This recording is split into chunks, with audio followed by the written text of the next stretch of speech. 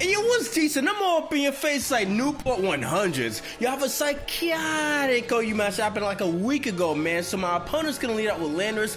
I'm gonna lead out with my busted left nut. He's gonna U-turn straight the hell out. I'm thinking like, yes, he didn't go for the taunt. I can set up my spikes early game. And I noticed that he doesn't even have a rapid spinner, so that's awesome. So he's gonna bring out his Gastrodon. Gastrodon's not stopping me from setting up 3 layers of spikes, man. You know what time it is, man. My name is Murdoch, son. I'll destroy souls in Tekken, man. Anyway, he's gonna go for the Scald, right? It's gonna do like a little over half, plus he's gonna get the burn. So I'm like, alright, I'm already on my second layer, and I'm faster than you. So that's my 3rd layer of spikes. You're not stopping me no more, son. You switching? Oh, you better be careful, buddy. I got 3 layers of spikes on the field. Anyway, he's gonna take me out with the Scald, and then in comes, let's wait for it. I forget what I bring in. I bring in my Steve. That's my Rotom. I just want to burn this thing to, you know, get some residual damage. And I know that Gastrodon can't really do too much to me, especially if he wants to go for the Scald over his potential Toxic. So he goes to the Scald, doesn't get the burn. I'm thinking like, alright, he's gonna probably switch out into something else, so I could probably double Will-O-Wisp, and he does switch out. He goes out into his damn Godzilla, man. I played that game all the time when I was a kid. But anyway, he switches straight out into this thing, and I get the burn on that thing also. So that was awesome, man. No physical attacks here, and the standards usually carry Ice Beam and Fire Blast if you're like mixed with like a physical attack with like Stealth Rocks and Superpowers. So you're not really doing anything anymore to like Rotom, but I can Volt Switch anyway instead of just staying and go for the Hydro Pump, because I do want to get the opportunity, or have the opportunity, or set up an opportunity to set up my own Stealth Rocks. So I got like 2 burn Pokemon on his side of the field. I got my rocks. I was a little bit wary of setting up the rocks right away because this guy has Terrakion on his side, and I don't know if his Terrakion has like you know, substitute. I don't want it to be like Subsalic because I have nothing for that. I have Stone Edge, SR, Ice Beam, and Fire Blast. So I'm like, whoa, I'm so glad that he stayed in. I'm gonna switch out into my own Terrakion right now. He goes straight back out into this Clown Landorus. I mean, oh my gosh, I finally figured out why its ability is Intimidate. Look at his goddamn mouth. That shit looks like herpes. Who the hell would want to touch that? So he U-turns out straight onto Nidoking, right? And I'm like, alright, bet. I'm just gonna Stone Edge the Landers. I didn't even know that was like Choice Scarf, but I hit the Nidoking with like a Stone Edge, right? Or throw rocks at the damn Landorus, man. Shit. Anyway, I survived the Earth Power and then retaliate back with an Earthquake, and I'm able to finish off the Nidoking, which is great.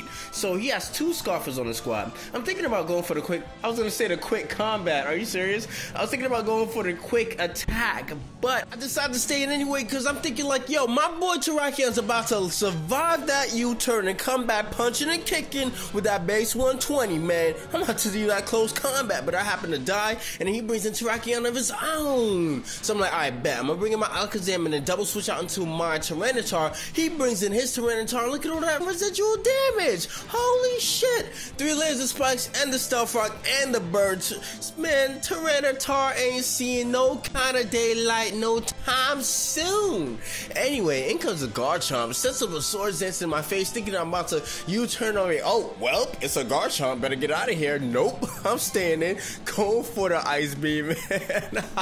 You didn't think I had Ice Beam, did you? Anyway, in comes this Terrakion, and I'm like, I bet. Now I'm a U-turn out, man. We kind of want to save this for a little bit later on, so I'm bringing in this thing. And then he goes to the close combat and shows me that he's banded. Look at all that damn damage, man. Then he decides to stay in one more turn again. I'm thinking like, yo, I'm scarfed. Please fall for my bluff, but I'm not scarfed. I'll stay using this D-Dance mess. So I get to a KO by the close combat, and afterwards I bring in my Alakazam, go for the Psychic, finish that thing off, which is awesome. He still has a Scarf Landorus left over, so he's going to bring that in now, go for the U-turn, which brings me back down to my Sash, or rather brings me down to my Sash. It doesn't actually bring me back down to my Sash, hence you can only use the Focus Sash once. But anyway, he brings in his Gastrodon. Look at all that residual damage, spikes, Stealth Rocks, got the Psychic going on, and then afterwards you got the burn.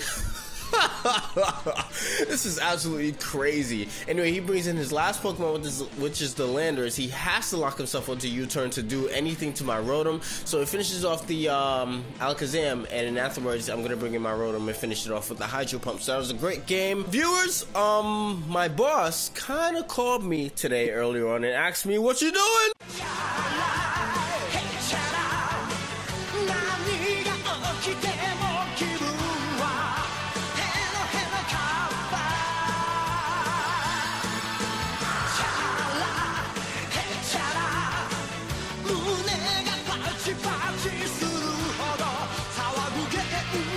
got